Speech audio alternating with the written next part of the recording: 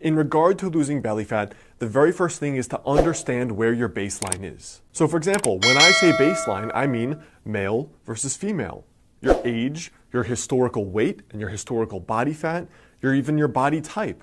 For example, you may have been a leaner person genetically. You may have been an overweight person slightly genetically. Those are going to affect certain things. For example, there is some research suggesting that different people have different amounts of carb tolerance. So a lean person may be able to eat more carbs and gain less fat than someone who's less carb tolerant. That's just an unfair fact. The other thing is your age and your gender. Obviously, your 22-year-old body is going to be different from your 52-year-old body. There are many women I know that they're doing fine in their 20s, 30s, and 40s, and then they hit menopause, suddenly gain weight despite eating right and working out. And plenty of men that reach out to me in their mid to late 30s, as soon as they get really sedentary, maybe their sleep is getting messed up from having kids, they're pounding back 3 cups of coffee a day, or they're having a drink every night, and they're noticing the belly fat creep up. What also matters is your body type to begin with. For example, some people, they have a lot of fat accumulation from their waist down. This is kind of that stereotypical pear-shaped body.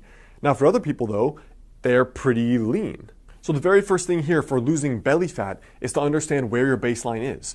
Are you naturally leaner? Are you naturally slightly more overweight? What gender are you and what age are you? Because these are all going to be factors that come into play.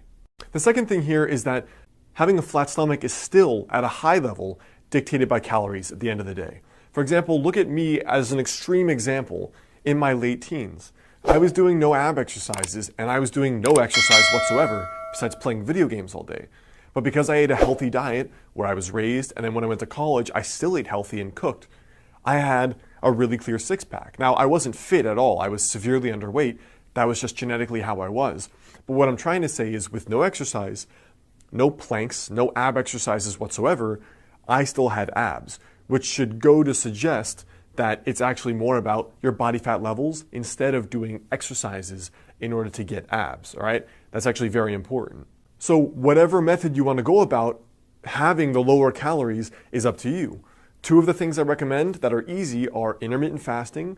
For example, trying the ratio I suggested in the intermittent fasting video previously, or adopting a more low-carb diet, which tends to be for people the 2 easiest ways that I've seen in order to eat better, which generally is, in my experience, the easiest way that people can actually eat less calories without feeling like they're eating less calories. The third thing here is to add 30 grams of protein to each meal. I've had clients do this that are both vegan and vegetarian, as well as carnivores that eat meat. What I find is that with people eating 30 grams of protein per meal, they are way more full, they naturally crave way less carbs, their blood sugar is more stable, they have better energy, and they lose more body fat. So one of the reasons is that higher protein is going to increase the proper levels of, for example, testosterone, and also a lower carb diet is going to assist in rebalancing some of the hormones. For example, cortisol, estrogen, testosterone. So besides the 30 grams of protein with each meal, which could mean some eggs, it could mean a piece of meat, it could mean beans and rice or something else. Besides that in particular, the strictest version of losing belly fat without any exercise whatsoever would be basically a strict specific carbohydrate diet or a strict paleo, which would be basically just meat, plants, and fats. So almost every one of your meals would look something like this, where you have, for example, eggs, fats, and vegetables, salmon with a ton of vegetables and fats, chicken or steak with a ton of vegetables and fats.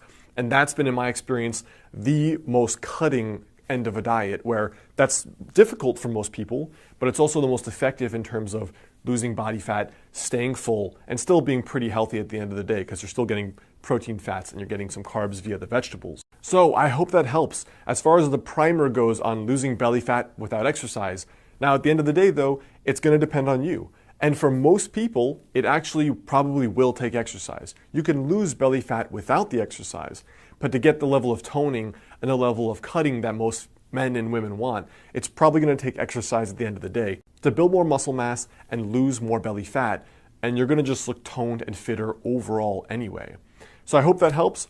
Remember, your tiny daily habit for today is to understand, look at where you are, adjust it based on your unique circumstances. You still have to decrease calories at the end of the day. Whatever way you do that doesn't really matter. Try having 30 grams of protein with each meal or going the most strict, which is a strict paleo. That's the best way to get the results I've seen without any exercise. But remember, you may need exercise to go the whole way to get the results you want. What's up guys, it's Alex. I hope you like this video.